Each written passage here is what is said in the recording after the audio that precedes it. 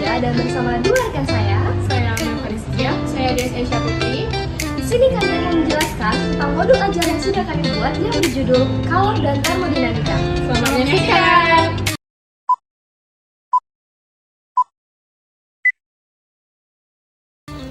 Halo semuanya, pada kesempatan ini saya Rizkia yang akan membuka presentasi modul ajar kami dengan materi kalor dan termodinamika. Jadi sebelum kita masuk ke materi inti tentang kalor dan termodinamika, saya akan menjelaskan bagian informasi umum dari modul ajar ini. Informasi ini penting untuk mengetahui gambaran keseluruhan proses pembelajaran yang akan dilakukan. Dalam modul ini terdapat 8 poin utama pada bagian informasi umum, yaitu 1. Identitas modul. Modul ini dirancang untuk siswa kelas 11 SMA Negeri 4 Pagaralam dengan alokasi waktu 2 kali pertemuan dengan masing-masing selama 45 menit. 2. Capaian pembelajaran. Pada akhir fase E, peserta didik mampu menerapkan konsep prinsip vektor ke dalam kinematika dan dinamika gerak, partikel usaha dan energi, fluida dinamis, getaran harmonis, gelombang bunyi dan gelombang cahaya dalam menyelesaikan masalah, serta menerapkan prinsip dan konsep energi kalor dan termodinamika dengan berbagai perubahannya dalam mesin kalor. Peserta didik mampu menerapkan konsep dan prinsip kelistrikan baik statis maupun dinamis dengan kemagnetan dalam berbagai penyelesaian masalah dan berbagai produk teknologi, menerapkan konsep dan prinsip gejala gelombang elektromagnetik dalam menyelesaikan masalah, serta peserta didik mampu memberi penguatan pada aspek fisika sesuai dengan minat untuk perguruan tinggi yang berhubungan dengan bidang fisika. Melalui kerja ilmiah juga dibangun sikap ilmiah dan profil Pancasila, khususnya mandiri, inovatif, bernalar kritis, kreatif, dan bergotong royong. Ketiga, kompetensi awal, yaitu kemampuan dasar yang sudah harus dimiliki siswa sebelum mengikuti pembelajaran. Peserta didik sebelumnya sudah memahami konsep dasar kalor, yaitu pertama, peserta didik sebelumnya sudah memahami konsep dasar termodinamika. Kedua, peserta didik telah memahami prinsip-prinsip termodinamika dalam kehidupan sehari-hari. Ketiga, peserta didik dapat menganalisis pengaruh kalor terhadap perubahan suhu dan wujud zat. Untuk yang keempat yaitu profil pelajar Pancasila, yaitu karakter dan nilai-nilai yang ingin dibangun selama pelajaran, yang meliputi 1. Beriman bertakwa kepada Tuhan Yang Maha Esa dan berakhlak mulia. Yang kedua yaitu berkebinekaan global. Ketiga, mandiri. Keempat, gotong royong. Kelima, bernalar kritis. Dan yang keenam, kreatif. Kelima yaitu sarana dan prasarana. Sarana dan prasarana yang digunakan seperti 1. Laptop, 2. Akses internet, 3. Papan tulis dan spidol, 4. LKPD, 5. Bahan ajar, 6. Proyektor, dan yang terakhir video atau media presentasi. Nah, sarana dan prasarana di atas dibutuhkan untuk mendukung proses belajar mengajar. Yang keenam yaitu target peserta didik. 1. Peserta didik reguler atau tipikal tidak ada kesulitan dalam mencerna dan memahami materi ajar. 2. Peserta didik dengan pencapaian tinggi, mencerna dan memahami dengan cepat. Dan yang terakhir mampu mencapai keterampilan berpikir keras, tinggi, host, dan memiliki keterampilan yang memimpin. Yang ketujuh yaitu model pembelajaran. Adapun model pembelajaran yang kami gunakan adalah problem based learning. Untuk pendekatannya menggunakan pendekatan saintifik dan metode pembelajaran yaitu dengan menggunakan diskusi, tanya jawab, praktikum, serta penugasan. Dan yang terakhir ke-8 yaitu materi pembelajaran. Meliputi berbagai topik penting yang akan dibahas, yaitu pertama, pengertian kalor, kedua, pengaruh kalor pada perubahan wujud, ketiga, pengaruh kalor pada perubahan suhu, keempat, pengaruh kalor pada pemuaian, kelima, perpindahan kalor, keenam, konsep dasar kalor dan termodinamika, ketujuh, sistem dan lingkungan, kedelapan, sifat-sifat sistem termodinamika, kesembilan, proses-proses termodinamika, dan yang terakhir ke-10, hukum-hukum termodinamika. Selanjutnya, kita akan membahas bagian komponen inti pembelajaran. 1. Tujuan pembelajaran. Melalui kegiatan pembelajaran menggunakan model pembelajaran problem based learning, diharapkan peserta didik dapat, yaitu pertama, peserta didik dapat menjelaskan konsep kalor dan hubungannya dengan suhu. Kedua, peserta didik dapat mengidentifikasi faktor-faktor yang mempengaruhi besarnya kalor.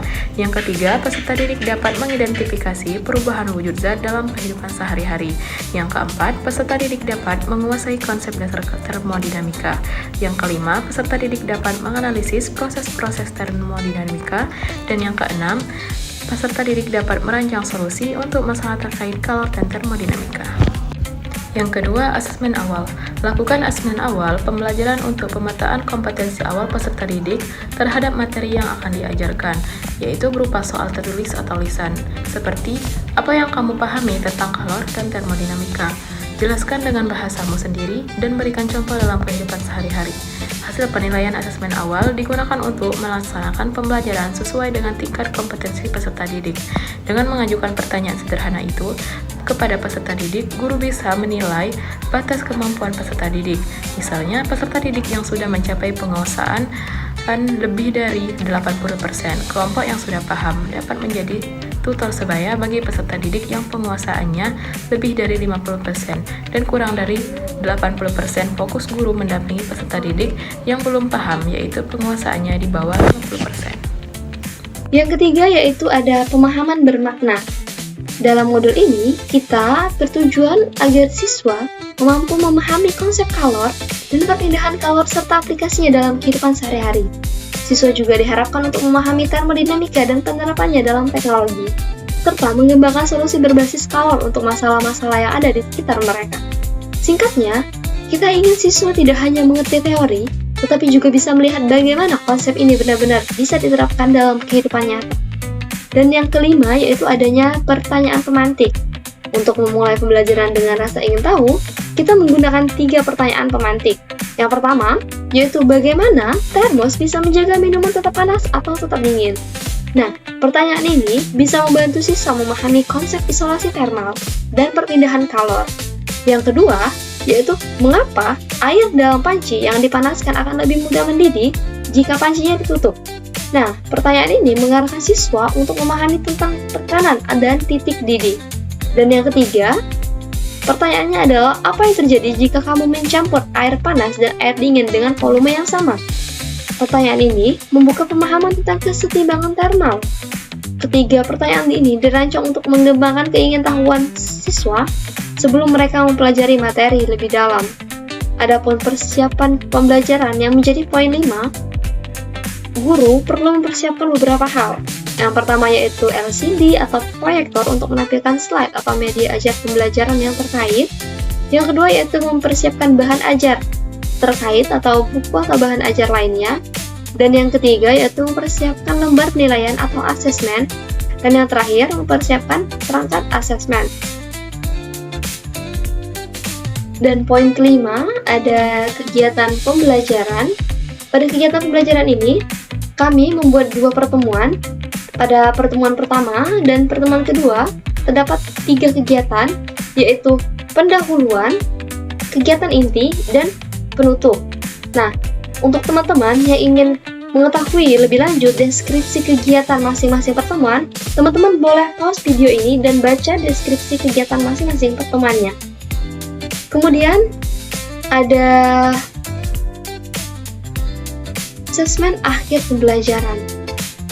Asesmen ini digunakan untuk mengukur ketercapaian tujuan pembelajaran. Kita menggunakan soal-soal yang relevan dengan materi kalor dan termodinamika. Nah, mengapa asesmen ini penting? Karena asesmen ini digunakan untuk mengetahui evaluasi sejauh mana siswa telah memahami konsep-konsep yang telah diajarkan. Yang ke-8 adanya media pembelajaran. Dalam modul ini, kita menggunakan beberapa media pembelajaran. Yang pertama yaitu laptop atau komputer. Yang kedua yaitu video pembelajaran tentang kalor dan termodinamika. Yang ketiga yaitu presentasi PowerPoint atau Canva. Dan yang keempat yaitu lembar kerja peserta didik atau LKPD. Nah, untuk poin ke-9 adanya refleksi guru dan peserta didik. Untuk guru, refleksi mencakup 3 aspek, yaitu 1. Penguasaan materi. Apakah saya sudah memahami materi dan aktivitas pembelajaran dengan baik? Yang kedua yaitu penyampaian materi. Berisi pertanyaan, apakah siswa sudah memahami materi ini dengan cukup. Dan yang ketiga yaitu umpan balik, yang berisi pertanyaan apakah semua siswa telah mencapai penguasaan tujuan pembelajaran yang diangkat. Sementara untuk peserta didik, refleksi meliputi perasaan dalam pembelajaran, yang meliputi pertanyaan apa yang membuat pembelajaran hari ini menyenangkan, makna pembelajaran, pertanyaan yang terkait apakah aktivitas pembelajaran hari ini memiliki pengaruh pada kehidupan saya. Yang ketiga yaitu penguasaan materi. Terdapat pertanyaan, seberapa baik saya menyelesaikan materi pelajaran hari ini? Dan yang terakhir yaitu ada keaktifan serta gotong royong. Berisi pertanyaan, apakah saya terlibat aktif dalam menyumbangkan ide dalam pembelajaran? Dan gotong royong berisi pertanyaan, apakah saya dapat bekerja sama dengan teman-teman dalam sekelompok? Refleksi ini penting untuk perbaikan berkelanjutan bagi guru maupun siswa. Selanjutnya kita masuk ke bagian akhir modul ajar ini, yaitu lampiran penilaian. Yang pertama yaitu penilaian kognitif, yang dimana penilaian ini berupa soal-soal yang diberikan untuk mengukur pemahaman peserta didik terhadap materi. Terdapat 5 soal dengan bobot masing-masing 20 poin. Mencakup berbagai aspek materi seperti konversi suhu, perhitungan kalor, efisien mesin, perubahan entalpi, hingga perubahan energi dalam gas. Penilaian dilakukan dengan mengacu pada kategori. Yang pertama itu adalah sangat baik dari 91 sampai 100, baik dari 76 sampai 90, cukup dari 50 sampai 75, dan kurang 0 sampai 49 dengan KKM sebesar 78.